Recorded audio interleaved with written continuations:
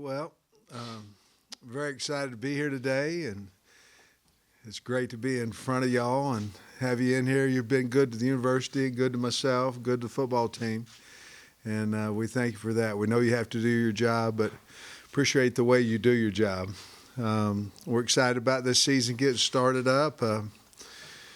We will have all but we're going to miss one guy from the first couple of practices for a family reason. Other than that, we'll be full speed ahead. I think we do have a couple of kids that are one that's injured that won't be able to start the season with us. Other than that, we'll be full speed ahead, ready to go, and we're all excited about it and excited to get rolling. So I'll be more than happy to answer any questions you might have. Hey, Sam, good to see you again. Hey, where are you? Do you feel ahead year two at this stage, compared to last year? Would you say? Well, I think certainly the first part is we're in much better shape. We had a much better off season because we had more time. But I think we're in better shape. I think because of the meetings we were able to have and the continuity with our three coordinators coming back, I think all those things are going to benefit us. But we feel a lot better about our football team. We know them better, and they know us better, probably as important as either one. So feel good about it. Coach, I guess if you wanted to mention the players that you were talking about, you would have mentioned them. But I really wanted to ask about the biggest off-season games. I'm sure you guys just recently tested and stuff. Is there anybody that just really made huge progress in the off-season? Trey, I was telling Coach Walker, this is as big a gain in the summer as I've seen, and it's pretty much all around. You'll have an opportunity to talk to Traylon Burks and, of course, Catalan. You'll see the difference in their bodies.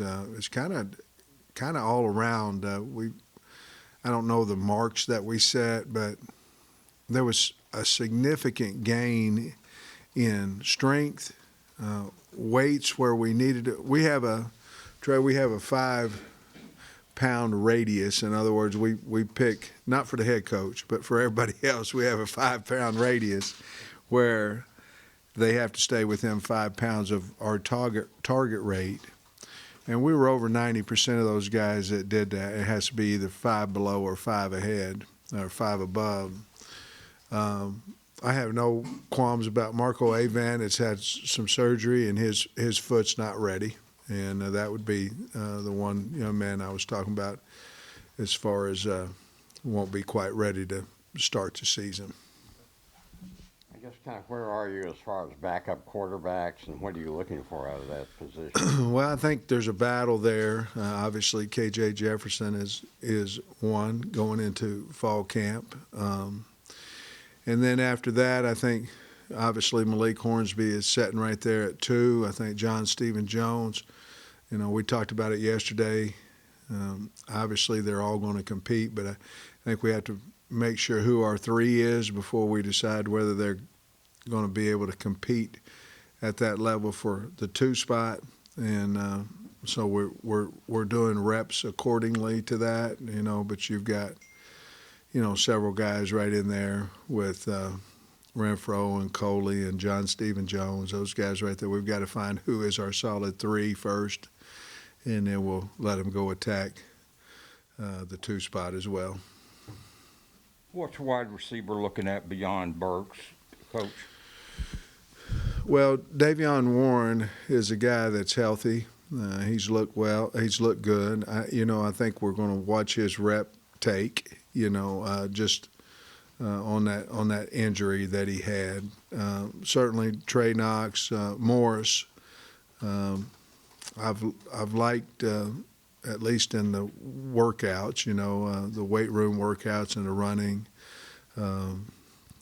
Warren Thompson, he's looked good, and obviously you have to talk about J.D. White in that category along with Jaquaden Crawford. So we're trying to get to 9 that we think that we can go out there and win SEC games with. And, some of that will include certainly Catalan, and then some of that will include some of the younger guys as well. Yeah, Sam, now that it's official, Texas and OU have accepted invitations to the SEC. I guess we don't know what year they're going to come exactly, but what are your thoughts now that it's official? If it's better for the league, then all for it. If it's 2025 and I'm still the head coach at Arkansas, I'm all for it, So I really don't have a thought on that, to be honest with you. I really don't. Hey, Coach, you mentioned at SEC Media Days that you feel the defense can really improve if you become more comfortable in a 4-man front. What's going to be important for you and the staff when it comes to maybe identifying starters and guys who can factor into the rotation?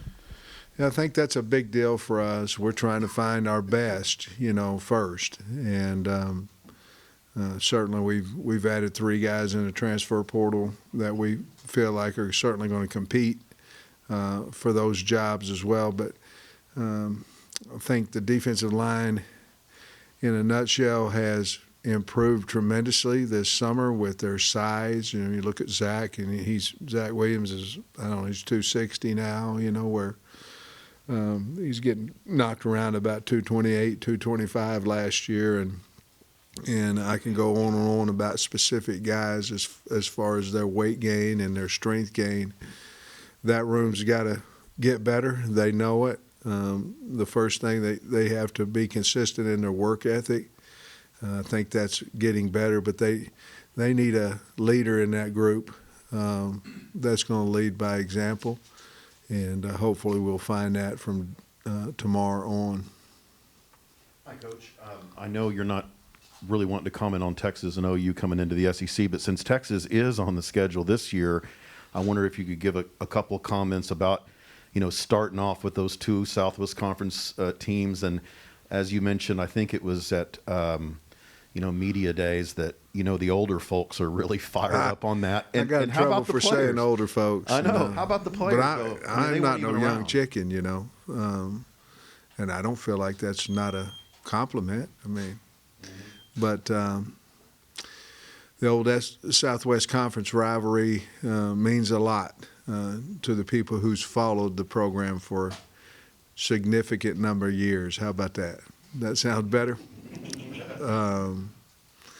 And excited to get Rice, Rice in our stadium. I'm sure Rice is excited about it too. And I didn't know. I talked to Coach Hatfield, and he put it in plain terms. It was the Texas schools and Arkansas. And I didn't know that. So you can kind of see, where it'd be exciting to get Rice in here. They're a very physical team, and like I said, I believe Marshall was 7-0, and they beat them for the first time. The first loss for Marshall.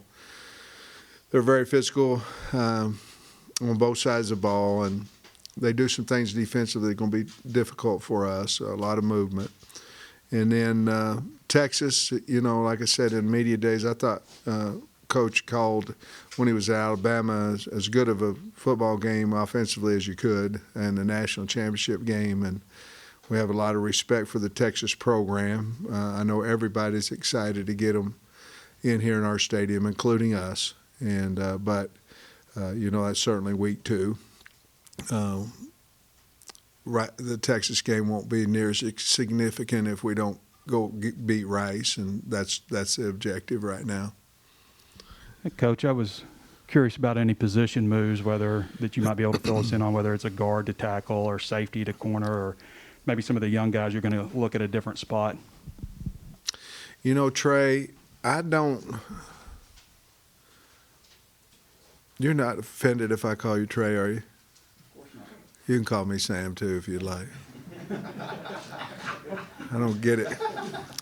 But anyway,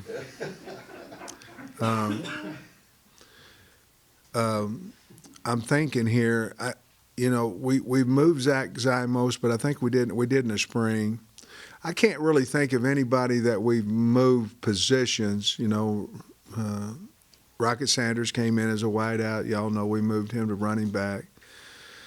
but I can't even tackle the center-wise, things of that nature. I think, obviously we have Shane Clinton at center backing up, certainly Ricky.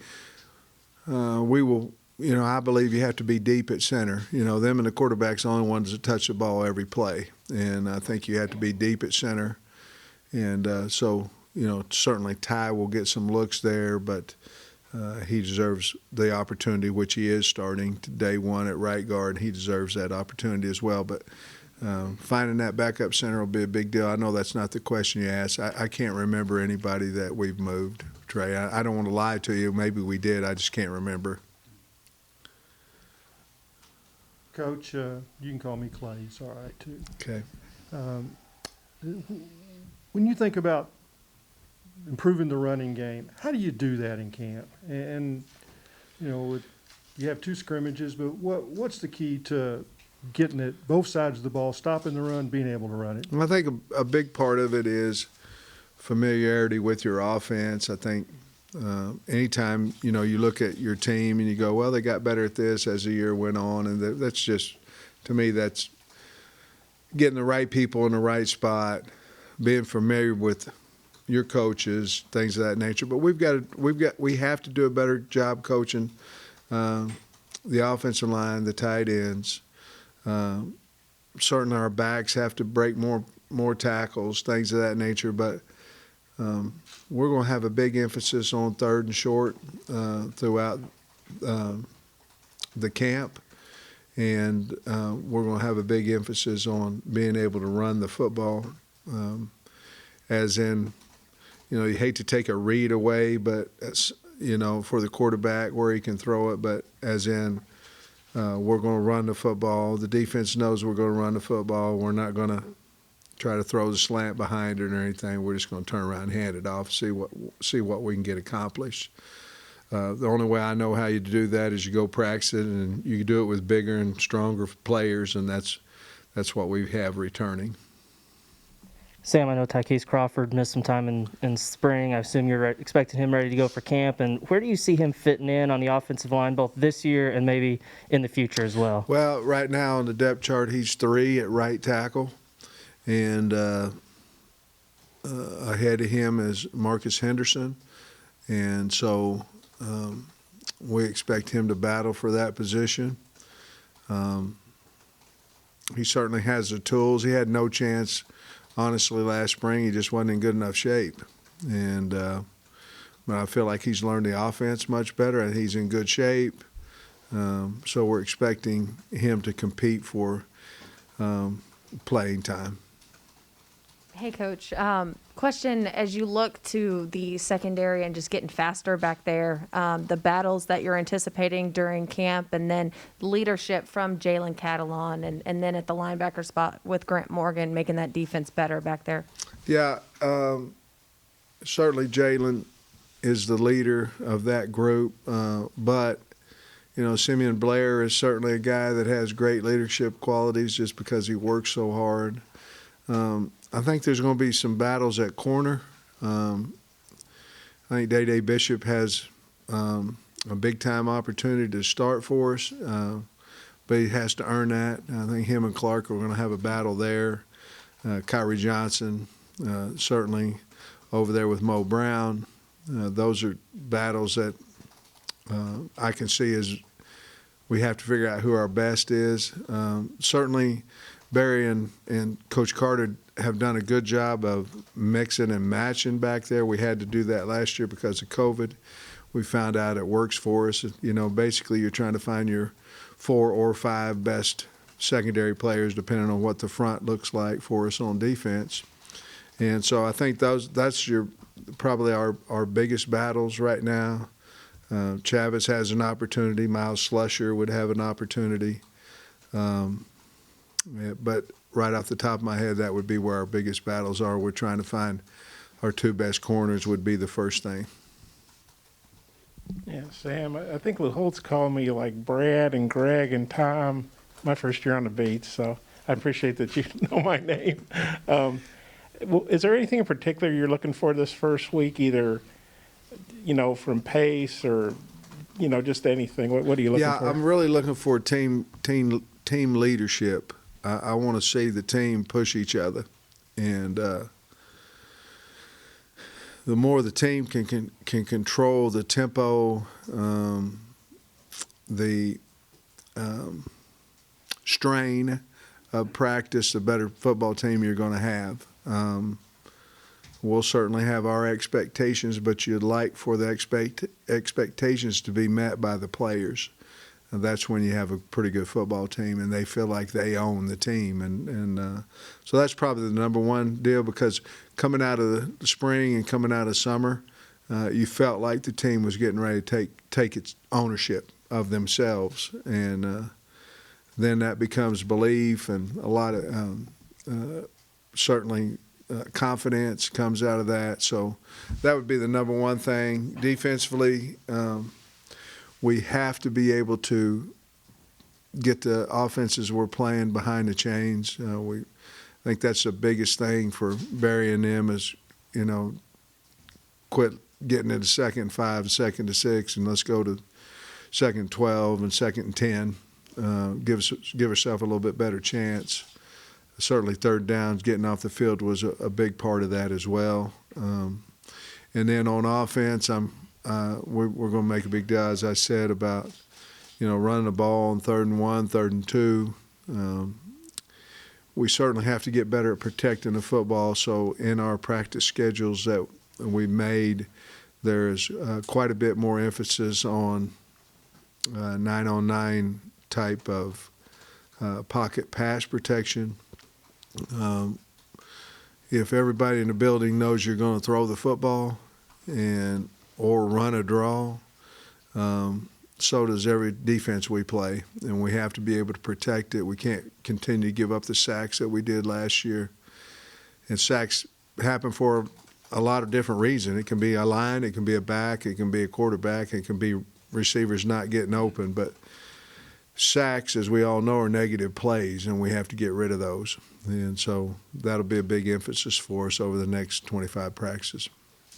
I would think the battles on the defensive line would be some of the biggest in camp. Can you talk about who you've seen in the summer, who could run out there with the first team, and just where the battles lie? Well, Eric Gregory, Isaiah Nichols, Zach Williams, Jashad Stewart. That would probably be your starting guys coming out there. And then, behind them you have Dorian Gerald and Torian Carter and Solie and Miller. And then you have, I tell you, Cam Ball's been impressive with his athletic ability this summer. And I think he's going to help us. I don't want to put pressure on a young guy, but I think he's going to help us. And then certainly when you got Kel Utsey and then Trey Williams and Ridgeway, we brought them here for a reason. And 2 of the 3 have played in this league and had find success in this league.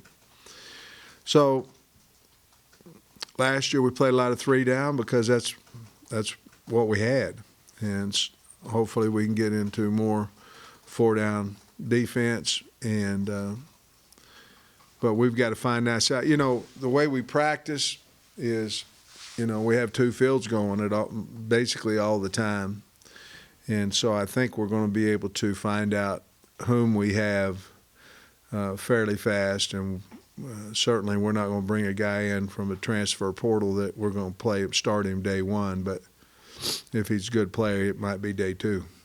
Sam, I've never coached a team before with this much veteran experience, and how does that change the way you guys practice compared to if you had a younger team?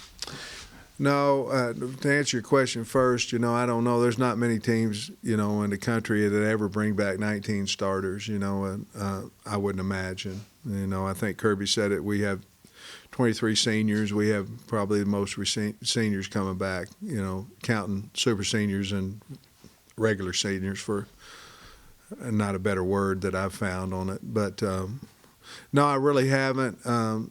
It probably won't change much at all in practice.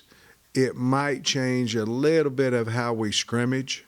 Probably won't change a whole lot on the first scrimmage. It might change some on the second scrimmage, and that doesn't have to be seniors. That could be guys like Catalan and Burks as well too. But probably not a lot of change there. But you know, you have veteran players, guys that'll play hard and are tough and are knowledgeable and are leaders. You've seen it in every sport that you have a chance, and a lot of times a better chance. I guess with only 2 experienced tight ends, just kind of how much does that affect how you use that position, especially early in the season? Yeah, you know, me personally, I'd like to get in a lot of 12 personnel, you know, where you have 2 tight ends. I think we're going to do that some, but we just don't have the depth there. And so I don't know if it'll affect us how we practice. We have a lot of bodies there. Somebody's got to step up besides, obviously, Kern and Hud. But, you know, Bax is there, and then we've got some other guys that are young that are coming basically off injuries. That whole room, you know, whether it be shoulders or knees or whatever it is. So we have to find another tight end at least, and I think we will, but that's concerning there because we're not right now a whole lot deeper than we were last year when we finished. Sam, I think one of the first things you mentioned at media days that you were proud of was your team's vaccination rate. Yeah. Just you may be able to update that number, but you know, what do you think about the success your team has had with that, especially kind of relative to the context of the rest of the state? You know, I'm proud of our team. You know, you get all the remarks that, you know, you can't play football because you can't really comment on anything that you don't know the facts of. You know, we're 90% on our football team. We're over 93% in our building. I'm proud of that. I'm proud of it because it was their choice, but that's how they chose. They want to play.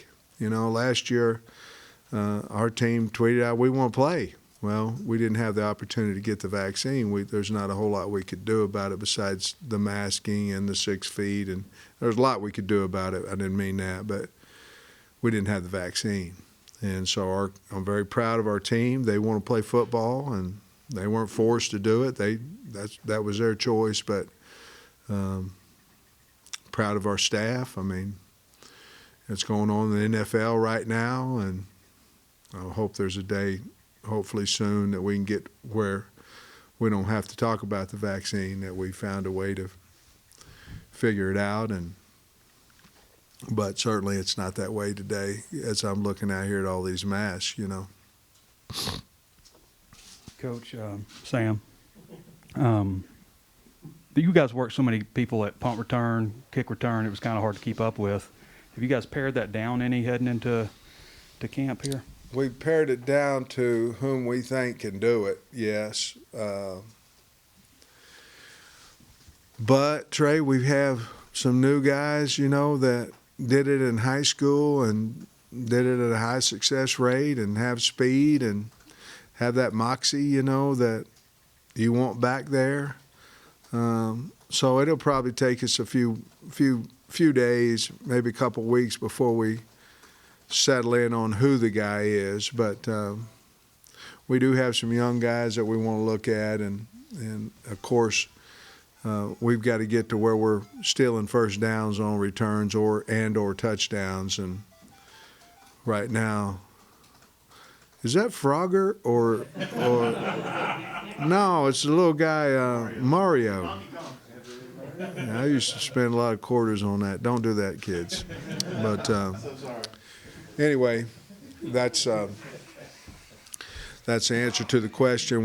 We have to find some. You know, you can block them up all you want, but if you can't make a guy miss back there, you're not going to scare anybody. And we need to get to that right. And trust me, we're on it. We understand what we need to do back there, and we'll try to get that fixed.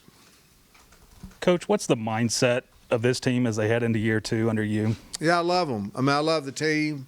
I think they're hungry. I think they, you know, we're a chip on the shoulder, tough, proud. We love the state of Arkansas. You know, that's not for recruiting. That's just the truth. And I think they're a confident group. You know, you have to do something to continue to stay confident, you know.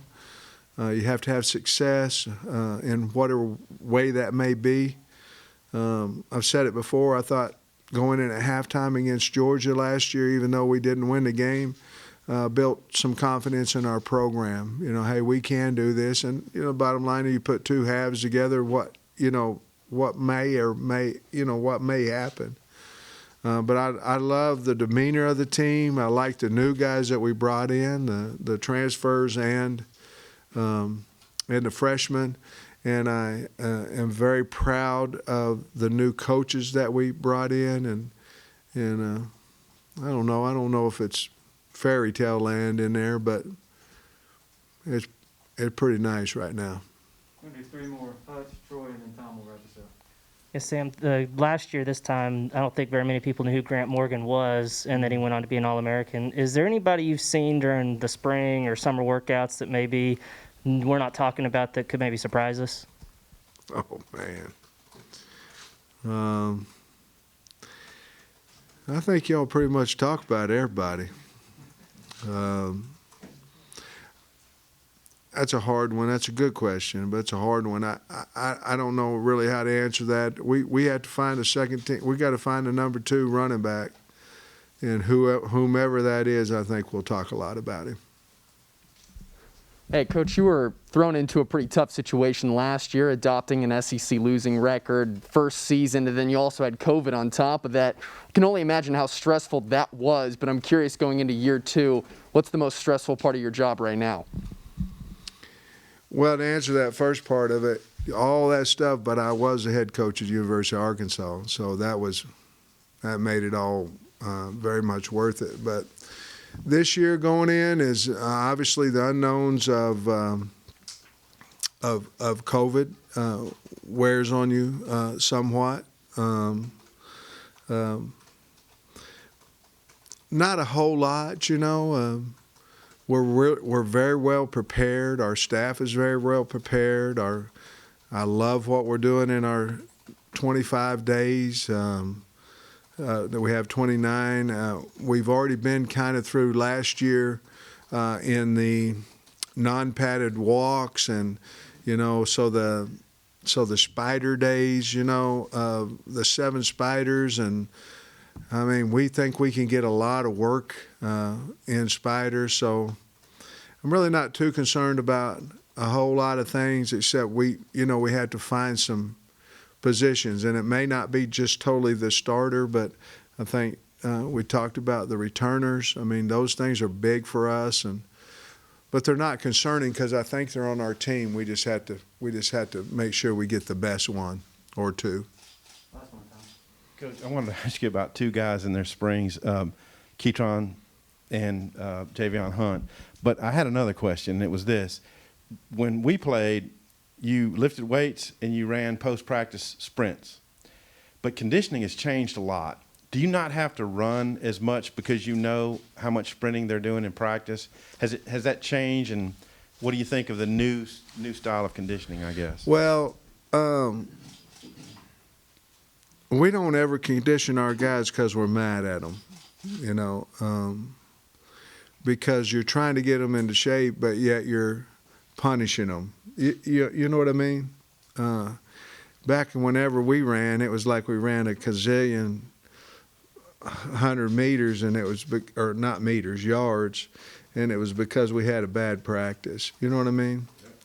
So we believe that the way we practice, and more importantly even that, is the way that we transition. So when we get on and off the field, if you look to see how many times we transition in a practice, you're looking at a lot of sprints at that point. As long as we do that and our transition's good, I believe that we'll have a team, because Jamil and his staff did a great job of getting them in shape. As long as we do that, I feel like we're going to be in prime shape to go out there and compete. Now, part of your shape goes with what's your depth like as well. You know, if you guys are going to talk to Burks, and you'll see, and of course Cat, and you'll see the difference in his body this year than what it was last year. Well, he's stronger, he's faster, but he's in shape. And I think he's going to be able to play more reps that way. And certainly we have catapults that tell us how many yards they ran, how fast they ran, all those things. But, yeah, it's changed a little bit. You know, back in the old days, you showed up today, and you were gone all summer. You showed up today and probably had to accelerate get the sprints and all that because you had to get in shape faster.